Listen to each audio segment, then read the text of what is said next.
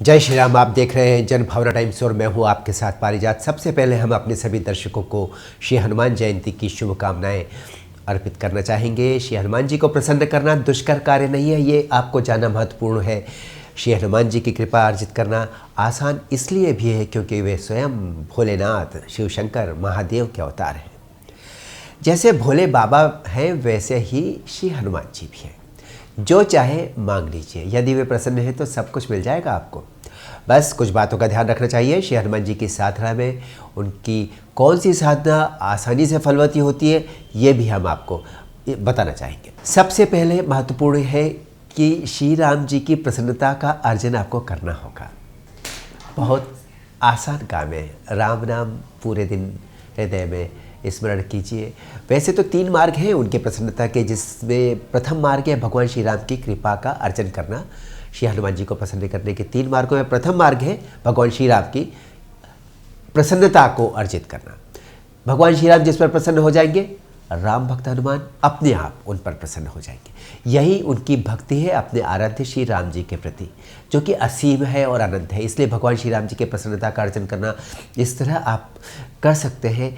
आदत डाल लीजिए, दिन भर जब भी आप खाली हो, अर्थात जब भी आप मानसिक रूप से कोई श्रम न कर रहे हो, तब मन ही मन भगवान श्री राम के नाम का स्मरण करते रहिए। बहुत आसान है। निरंतर राम नाम का स्मरण कीजिए। कहा गया है राम नाम महाबलशाली है, इसलिए भगवान राम की कृपा प्राप्ति हेतु दिन भर मन ही मन राम राम बोलते रहिए और अपने आप को 1 माह का समय दीजिए। 1 माह के अनंतर आप पर भगवान श्री राम और श्री हनुमान जी की संयुक्त कृपा दर्शित होगी और आपका कार्य सिद्ध हो जाएगा। ध्यान रखिए, उसके बाद राम नाम स्मरण की अपनी आदत को छोड़िएगा नहीं, चलाते रहिएगा। सुंदरकांड का आश्रय लीजिए। बताने की आवश्यकता नहीं है कि गोस्वामी तुलसीदास रचित रामचरितमानस एक महान सनातनी ग्रंथ है, जिसका महात्म्य भगवान श्री कृष्ण की वाणी अर्थात श्रीमद् भागवत गीता के समान ही प्रभावशाली बताई गई है। रामचरितमानस के हर दोहे को एक मंत्र की तरह माना गया है। ऐसे में इस परम धर्म ग्रंथ के धार्मिक आध्यात्मिक महत्व की कल्पना आप सहज ही कर सकते हैं।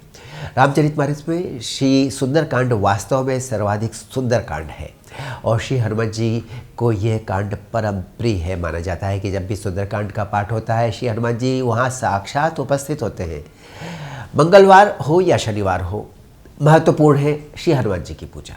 हर मंगलवार को बिना अंतराल किए आपको सुंदरकांड का पाठ करना चाहिए, जिसे एक नियत समय पर आप स्नान करके शुद्ध वस्त्र धारण करके कर सकते हैं। 11 सुंदरकांड के पाठ के बाद आपको अपनी समस्या का समाधान अपने आप प्राप्त हो जाएगा, किंतु शर्त फिर भी वही है कि आपको उसके बाद हर मंगलवार को श्री हनुमान जी की प्रसन्नता है तो सुंदरकांड का पाठ चलाए रखना होगा।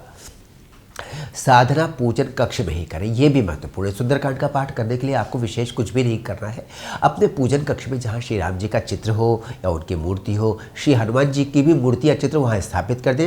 ये वो तो अवश्य होगी। वहाँ पर आप स्नान करके शुद्ध वस्त्र धारण करें और सरसों के तेल का दिया जलाएं या चमेली के तेल का दिया भी जला सकते हैं और सुंदरकांड का पाठ वहाँ पर करें, जो आप मन ही मन भी कर सकते हैं और बोल करके भी कर सकते हैं। आपके चेहरे पर मुस्कान होनी चाहिए, प्रसन्नता होनी चाहिए। बोलने का लाभ यह है कि दूसरे भी उसे सुनकर उसके पुण्य का लाभ ले सकते हैं, किंतु बोलने में समय अधिक लगता है और आपको लगभग 1.5 घंटे का समय लग सकता है।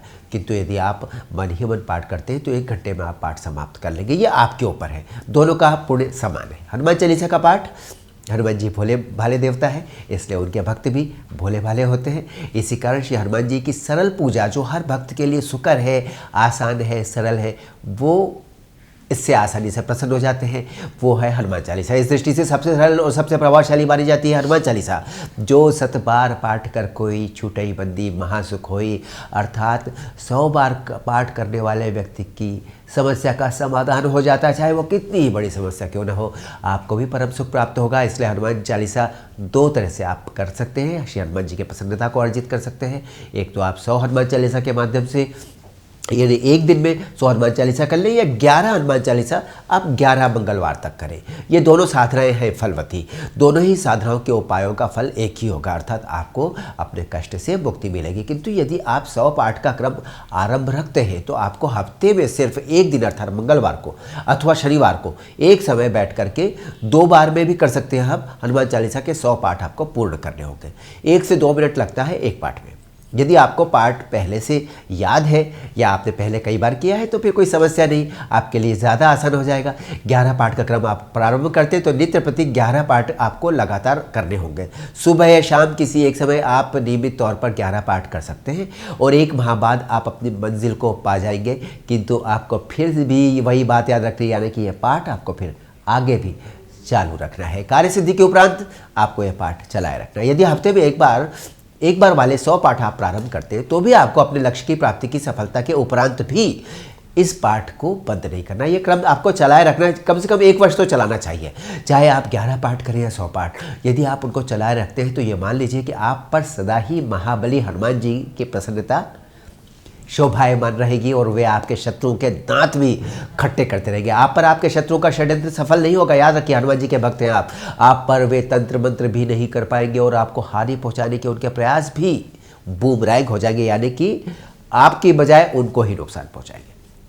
इसलिए हनुमान जी की नियमित और आजीवन पूजा में किसी तरह का नुकसान नहीं है, बल्कि फ़ायदे तो बहुत सारे हैं। जैसे आप ये समझ लीजिए कि आईजी साहब अर्थात इंस्पेक्टर जनरल ऑफ पुलिस आपके बड़े भाई हैं, तब ऐसी स्थिति में कोई भी असामाजिक तत्व तो आप पर हमला करने के बारे में सोच भी नहीं सकता। सावधानी इस दौरान यानी कि पूजा में आपको 3 तरह की रखनी है। शराब का सेवन, मांसाहार यदि आप करते हैं तो श्री हनुमान जी की पूजा आप बिल्कुल ना करें। यदि आपको मुगलों द्वारा सिखाई गई गंदी माँ बहन की गालियाँ देने की आदत है तो भी आप श्री हनुमान जी की आराधना ना करें, क्योंकि उल्टा नुकसान आपको हो सकता है।